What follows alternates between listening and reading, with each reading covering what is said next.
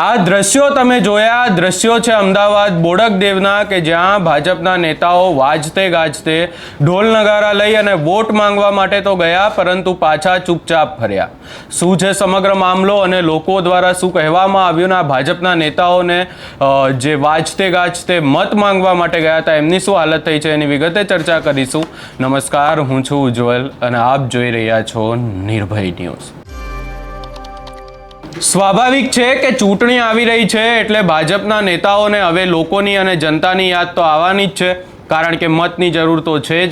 અને બોડકદેવ અમદાવાદમાં પણ આવી જ રીતે ક્યાંક ને ક્યાંક ભાજપના નેતાઓ મત માંગવા માટે નીકળી પડ્યા અને ગાજતે વાજતે ઢોલ નગારા સાથે એ વિસ્તારમાં ગયા અને મત માંગવા માટે તેઓ પહોંચ્યા હતા. પરંતુ લોકોએ પણ હવે સામે જવાબ આપી દીધો છે અને લોકોએ આ નેતાઓને કહી દીધું છે કે તમે અમારા વિસ્તારમાં કેમ આવ્યા છો? આજ સુધી કોઈ કામ કર્યું છે તો હવે મત માંગવા માટે આવી ગયા છો. અને ક્યાંક ને ક્યાંક અનેક એવા વિસ્તારો છે કે જે વિસ્તારોમાંથી આવા દ્રશ્યો જોવા મળી રહ્યા છે કે જ્યાં ભાજપના નેતાઓ મત માંગવા માટે જાય છે, પરંતુ આ નેતાઓને પબ્લિક પણ સામેથી એવો જ જવાબ આપી રહી છે. ક્યાંક ને ક્યાંક આજે જો ચર્ચા કરવા જઈએ તો આટલા વર્ષ અને ખાસ કરી અને છેલ્લા 5 વર્ષનો જો હિસાબ માંગ્યો છે આ લોકોએ અને સીધું જ કહેવામાં આવ્યું છે કે છેલ્લા 5 વર્ષમાં તમે કયા કામ કર્યા.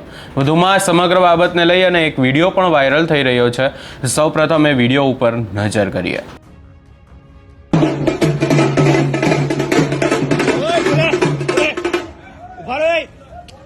વોચ વરમાં કોઈ દેખાડો નહીં દેતા ના તમે આયા છો થીમ કે પેલા હા વોચ વરમાં થોભલાઓ જુઓ, કમ્પ્લેન્ટ કરી થાકી જો. કોઈ થોભલા બદલવા આયા? આ રોડ તોડી નાખે. મેમો આવું ના ચાલે. અમે પ્રમુખ બની ગયા છીએ અહીંયા એટલે મારે કમ્પ્લેન્ટ કરવી જરૂરી છે. તમારા જે કાકા હોય ને એમ નહીં મેમોન કમ્પ્લેન કરી કોઈ દેખાડો નહીં દીધો. ના ના મેં પોતે કીધું કોઈ પણ આવશે ગાળ ફોડીને વાત કરે બધા પૂછો બોડકદેવ વાળો ને કમ્પ્લેન કરી થાક્યા. અહીં ગટરો ઉભરાય, ગટરોનો વિડીયો નાખે તો અમે કોઈ જવાબ નહીં આવતા.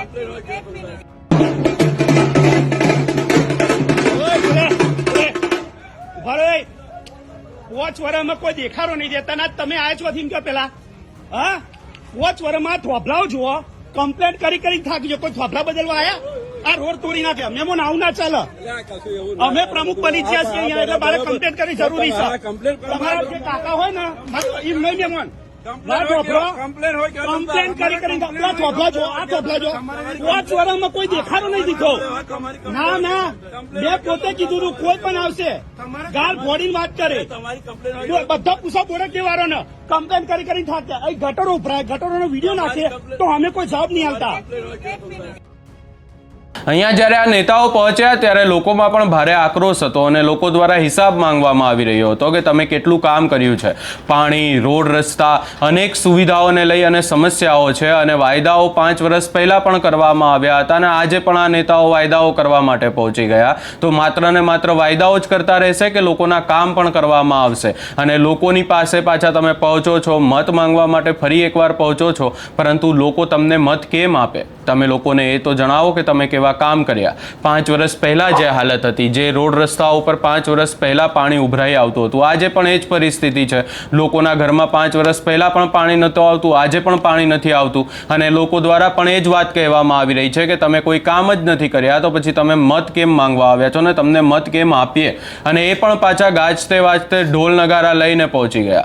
ભાષણ પણ આપવાના હતા એવું કહેવામાં આવી રહ્યું છે, પરંતુ લોકોએ નેતાઓને ભાષણ પણ ના આપવા દીધા અને ચૂપ કરી અને પાછા મોકલી દીધા. અને આવી પરિસ્થિતિ માત્ર ને માત્ર અમદાવાદમાં નથી, પરંતુ સૌરાષ્ટ્રના પણ અનેક વિસ્તારો છે. પછી રાજકોટ હોય, સુરત હોય અને અમદાવાદના તો અનેક એવા વિસ્તારો છે જ કે જ્યાં લોકો દ્વારા આ નેતાઓ, ખાસ કરી અને ભાજપના નેતાઓ કે જે મત માંગવા આવે છે એમને પાછા મોકલી દેવામાં આવે છે.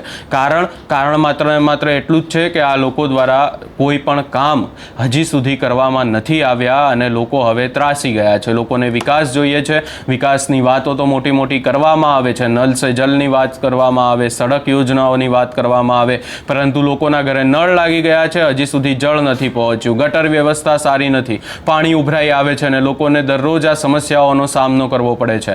હવે બોડકદેવમાંથી લોકો દ્વારા આજે ભાજપના નેતાઓની સામે જે વિરોધ કરવામાં આવ્યો એને લઈ તમારો શું અભિપ્રાય છે એ અમને કમેન્ટ કરી જરૂર જણાવશો અને અમારી ચેનલ નિર્ભય ન્યૂઝને લાઇક, શેર, સબસ્ક્રાઇબ કરવાનું ભૂલશો નહીં.